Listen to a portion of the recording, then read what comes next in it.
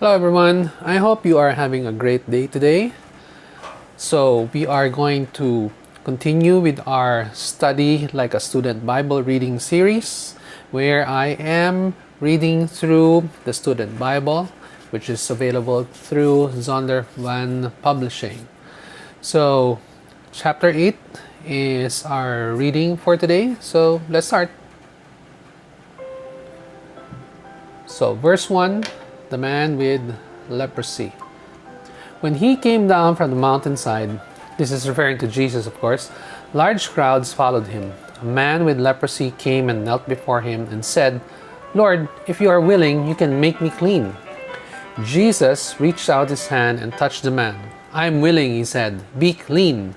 Immediately he was cured of his leprosy. Then Jesus said to him, "See that you don't tell anyone, but go, show yourself to the priest and offer the gift Moses commanded as a testimony to them." The fate of the centurion. When Jesus had entered Capernaum, a centurion came to him asking for help. "Lord," he said, "my servant lies at home paralyzed and in terrible suffering." Jesus said to him, "I will go and heal him." The centurion replied, "Lord, I do not deserve to have you come under my roof, but just say the word and my servant will be healed. For I myself am a man under authority, with soldiers under me. I tell this one, 'Go,' and he goes, and that one, 'Come,' and he comes. I say to my servants, 'Do this,' and he does it." When Jesus heard this, he was astonished and said to those following him, "I tell you the truth, I have not found anyone in Israel with such great faith. I say to you that many will come from the east and the west and will take their places at the feast with Abraham, Isaac, and Jacob in the kingdom of heaven. But the subjects of the kingdom will be thrown outside into the darkness, where there will be weeping and gnashing of teeth." Then Jesus said to the centurion, "Go, it will be done just as you believed it would." And his servant was healed at that very hour. So this is a great passage where, because of the faith of the centurion, Jesus was actually quite impressed by his faith. He even said that he has not seen anyone with such faith as that man. And to think that he was not even a Jew. Normally, a centurion would be referring to a Roman, or at least a soldier in the Roman army. So it's really quite possible for us to have such great faith that even Jesus would be impressed. Okay, continuing, Jesus heals many. Verse 14. When Jesus came into Peter's house, he saw Peter's mother-in-law lying in bed with a fever. He touched her hand, and the fever left her, and she got up and began to wait on him. Now for some insights, chapter 8, verse 14, actions follow words. Typically, Matthew blends together Jesus' words and actions. Chapters 5 to 7 contain Jesus' longest recorded speech, the Sermon on the Mount, which greatly impressed his audience. The next few chapters mention 10 miracles performed by Jesus, which further established his authority. Those who benefited: a despised leprosy victim, a Roman officer, a housewife, 2 violent demoniacs, a quadriplegic, a synagogue ruler, demonstrate the wideness in God's mercy Jesus had just described. Okay, continuing to verse 16.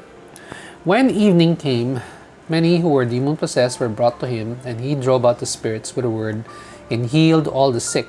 This was to fulfill what was spoken through the prophet Isaiah. He took up our infirmities and carried our diseases. So this was spoken of in the prophetic books, specifically in the book of Isaiah. The cost of following Jesus. Verse 18, when Jesus saw the crowd around him, he gave orders to cross to the other side of the lake.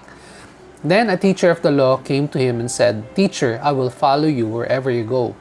Jesus replied, "The foxes have holes, and birds of the air have nests, but the Son of Man has no place to lay his head." Another disciple said to him, Lord, first let me go and bury my father. But Jesus told him, follow me and let the dead bury their own dead.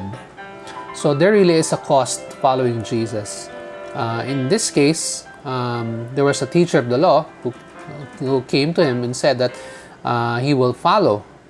But Jesus said that, as a reminder to him, if you think there is money and riches involved here, there is not. Because, as he said, foxes have holes, birds of the air have nests, they have somewhere to lay their heads, but the Son of Man has no place, to say that this is his own, that he can lie down at night and go to sleep. And another disciple said he would also want to follow, but he said, first let me go and bury my father, which basically that would-be disciple was saying is that I will wait until my father dies, probably of old age or illness or whatever. Then, when I'm freed up from my responsibility with my father, I will go and follow you. But Jesus told him, no, follow me. Basically, what Jesus is saying, follow me now and let the dead bury their own dead. Okay, so that's the cost of following Jesus. So moving to verse 23, Jesus calms the storm. Then he got into the boat and his disciples followed him. Without warning, a furious storm came up on the lake so that the waves swept over the boat. But Jesus was sleeping. The disciples went and woke him, saying, Lord, save us, we're going to drown. He replied, you of little faith, why are you so afraid? Then he got up and rebuked the wind and the waves, and it was completely calm. The men were amazed and asked, what kind of man is this? Even the winds and the waves obey him. Wow. Imagine that. The healing of 2 demon-possessed men. Verse 28. When he arrived at the other side, in the region of the Gadarenes, 2 demon-possessed men coming from the tombs met him. They were so violent that no one could pass that way. What do you want with us, Son of God? They shouted. Have you come here to torture us before the appointed time? So take note, even the demons know who Jesus is. Some distance from them, a large herd of pigs was feeding. The demons begged Jesus, if you drive us out, send us into the herd of pigs. He said to them, go. So they came out and went into the pigs, and the whole herd rushed down the steep bank into the lake and died in the water. Those tending the pigs ran off, went into the town, and reported all this, including what had happened to the demon-possessed men. Then the whole town went out to meet Jesus, and when they saw him, they pleaded with him to leave their region. So this is rather quite unfortunate. Instead of the people of that town giving praise, thanking Jesus, because they relied on the pigs as part of their business, as their livelihood, they were really more concerned about their livelihood than having Jesus within their midst. So they pleaded, they asked Jesus to leave their region. So that's really quite unfortunate. So I'll leave it at this verse, as tomorrow we will pick up from chapter 9. So today's reading is really quite short, but I hope you found it very insightful and you were able to pick up a lot of new insights from it. Okay, so until tomorrow, I will catch you. But in case you are watching this video on YouTube, please do consider subscribing and liking and sharing this video with others, as this will really help me create more content like this. So until the next, I will catch you and I bless you in the mighty name of Jesus. Goodbye.